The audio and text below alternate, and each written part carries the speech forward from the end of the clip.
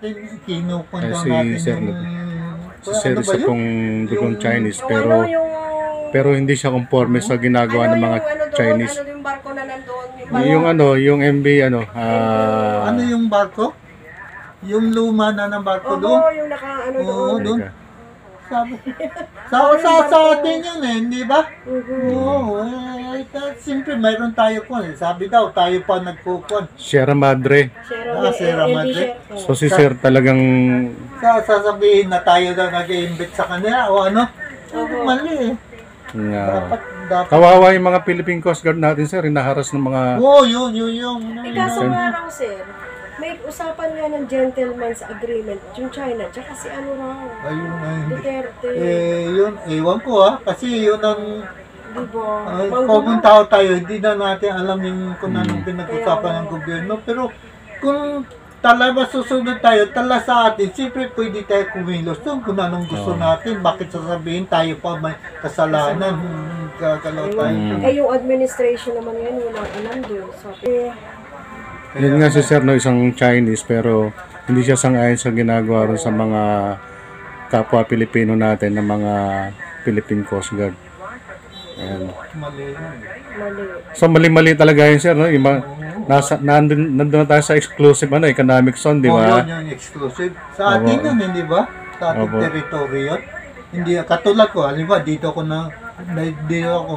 Tapos sasabihin na iba, ginagalaw ko yun dito. So, ano naman ang masasabi mo kay Pangulong BBM dahil ganyan siya umasta sa ating mga kaibigan Chinese. Chinese people na hindi niya ito masyadong pinapansin. Hindi siya nag-declare ng karahasan laban sa mga Chinese. Ano masasabi mo kay Pangulong BBM? Hindi, kung sa akin opinion, si Presidente Bongbong Marcos, tama naman gawa niya, hindi ba? Oo, kasi wala namang kasalanan ng Pilipinas eh. Yung ngayon, itong may problema ngayon, yung conflict ng China, saka wala namang problema. Hindi nga, dati ganun din ang ginagawa natin. Bakit ngayon lang nagkakaroon ng ganyan na problema? Opo. Hindi ko maintindihan eh. Kasi siyempre alam din natin kung dati yung mga tao natin, mga Navy natin, lahat ganun din gawa nila. Hindi naman tayo nagpupunta sa ibang lugar. Eh, bakit sasabihin na tayo pa nagkukon? Kaya parang mali na din sa... Masyadong kawawa na yung Pangulo natin. Ayun nga, pero mabait na si Presidente ah. Maximum tolerance. Oo, mabait siya. Hindi ba, tignan mo yung... Hindi ba yung e-bike, hindi pwede. Tignan mo, binigyan pa ng isang buwan. Opo. Diba? Extension. Mabait naman. Mabait si Marcos eh. Si Presidente Marcos na yun, mabait eh. Ma'am, magandang araw po. Ma'am, ano po masabi niyo sa performance ng ating mahal na Pangulong Bongbong Marcos?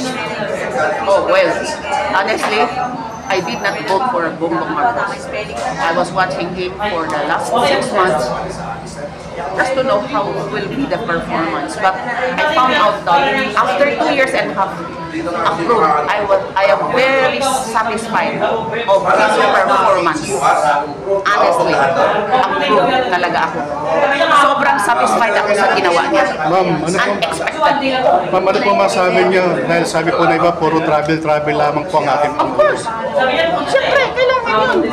Or economic policy niya. Part of his presidency. Kasama yan sa trabaho. Ganun din po, yung ano po masabi niyo, masyadong inaapi na yung mga kasundulan natin sa West Philippine Sea. Inapit. Naku ha. Di ba? Alam mo, ako may lahi akong Chinese pero visit ako. Ano niyo nasabi, ma'am? Alam mo, anti-Chinese, pro-American ako. Sorry to tell you that. Ayan. So ma'am, bali, napakaganda ng performance ng ating mahal na Pangulo. Tama po ba? Magandang performance niya? Yes, super naman.